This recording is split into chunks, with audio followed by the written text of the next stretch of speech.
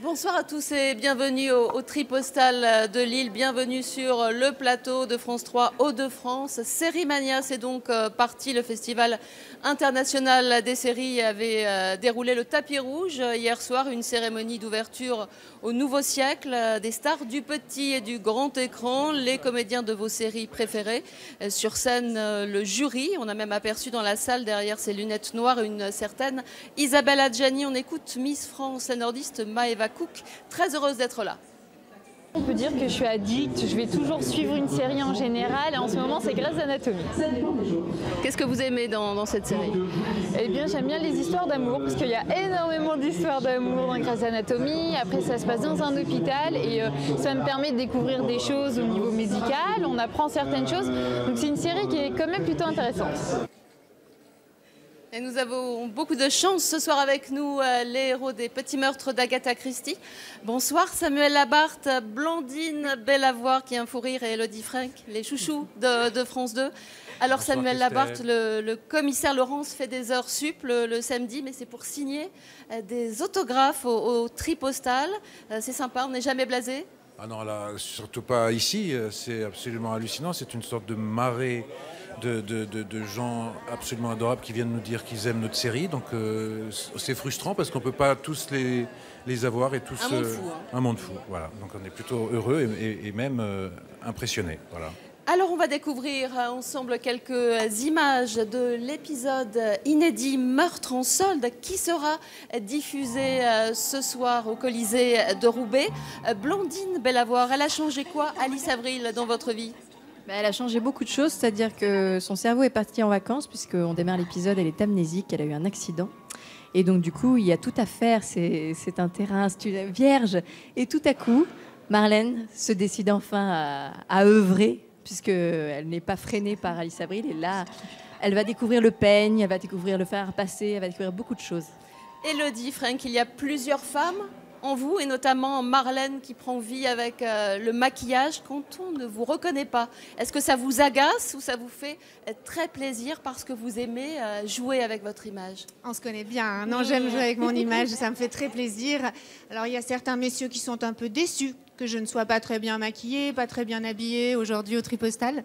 Mais sinon, non, je suis très, très touchée. Et puis voilà, je fais mon petit métier de me camoufler, quoi.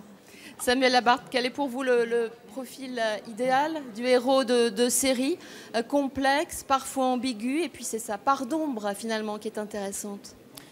Vous parlez de mon personnage, oui. Laurence, le commissaire Laurence. Oui, il a une carapace. Effectivement, ce qui est très joli dans une carapace, c'est qu'on peut choisir ce qu'on cache et ce qu'on montre. Blandine, vous tournez en ce moment un épisode Mélodie et mortelle, bien sûr, dans la région. On m'a dit que vous portiez une perruque à la Sylvie Vartan et que vous chantez. Alors, qu'est-ce que c'est que cette histoire? En fait, c'est un épisode qui se passe donc en plein pendant la période yéyé, mais bon, comme la série, hein, c'est vraiment très actuel. Sauf que là, tout à coup, des crimes ont lieu dans une maison, d'une boîte, un label, en fait. Et Alice Avril, pour les besoins de l'enquête, va devenir la nouvelle Sheila. Super. Voilà. Elodie, il se murmure que Marlène fera, on va dire, une mini-dépression, mais elle va s'en sortir. Ah, mini, non, elle va pas très bien, Marlène. Elle se rend compte que c'est difficile d'être Marlène, c'est fatigant d'être Marlène, surtout qu'elle n'a pas d'amoureux, pas d'enfants, etc., etc. Donc, elle n'y arrive plus, elle n'arrive plus à respirer, elle a envie de pleurer tout le temps, donc on va la soigner. Elle est toujours amoureuse du commissaire? Là, elle est plus amoureuse de rien du tout. Elle aime rien. Oh. Mais le commissaire, de toute façon, tout finit bien, toujours. Avec un homme cruel. Un peu. Merci beaucoup à tous les trois. Et puis on vous retrouve ce soir pour cette diffusion d'un épisode inédit au Colisée de Roubaix. Je pense qu'il n'y a plus vraiment de place, mais il y a énormément de gens qui sont autour de nous et qui ont envie de vous serrer la main, de vous embrasser, Samuel Labarthe. Merci beaucoup. Merci. Allez, un petit mot encore sur le style Sérimania. On le rappelle, première édition ici à Lille jusqu'au 5 mai. Hier soir, dans la foulée de la soirée d'ouverture, eh bien, un bal était organisé au Tripostal avec un dress code un petit peu particulier. Les participants étaient même invités à se déguiser comme leur héros préféré. On les écoute. J'ai mélangé une tenue de mastodonte, donc du jeu Call of Duty, avec une tenue militaire de Resident Evil et j'ai rajouté quelques personnages zombies de The Walking Dead pour faire vraiment le post-apocalyptique. J'ai demandé à ma belle-mère est-ce que tu as une idée et elle m'a dit ah oui, peut-être que tu pourrais te déguiser en Fifi dans la série. Mais comment tu connais Fifi toi? Bah parce qu'en fait elle me l'a montré en photo. Ça c'est pas ta génération, c'est des trucs de vieux. Bah oui. Il nous a rejoint sur ce plateau. Bonsoir Pierre Langlais, journaliste à Télérama. Alors hier, Pierre, on a découvert Succession, c'est une première mondiale, une série américaine. Il était question de pouvoir et puis d'une famille, on va dire, petit peu tordue. Hein. Le genre de famille que les séries, en général, et particulièrement les séries américaines, aiment beaucoup. Une série qui se passe dans le milieu des médias, avec une famille dysfonctionnelle, comme on dit. Le père, très puissant, très âgé de la famille, va décider de se retirer et de travailler sur sa succession, c'est le titre de la série, en donnant à ses 4 enfants le pouvoir de son empire médiatique.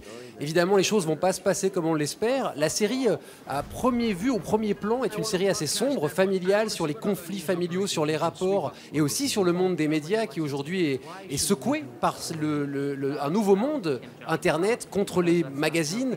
Toute cette évolution est discutée à travers la série. Donc, a priori, une série très sérieuse et très sombre. Et pourtant, Pierre, hier, dans la salle, eh bien, le public a ri. Pourquoi ? Et pas aussi parce que c'est une comédie, c'est un peu tout à la fois. Le créateur de la série, Jesse Armstrong, vient de ce monde, c'est un Britannique, il a écrit des comédies politiques.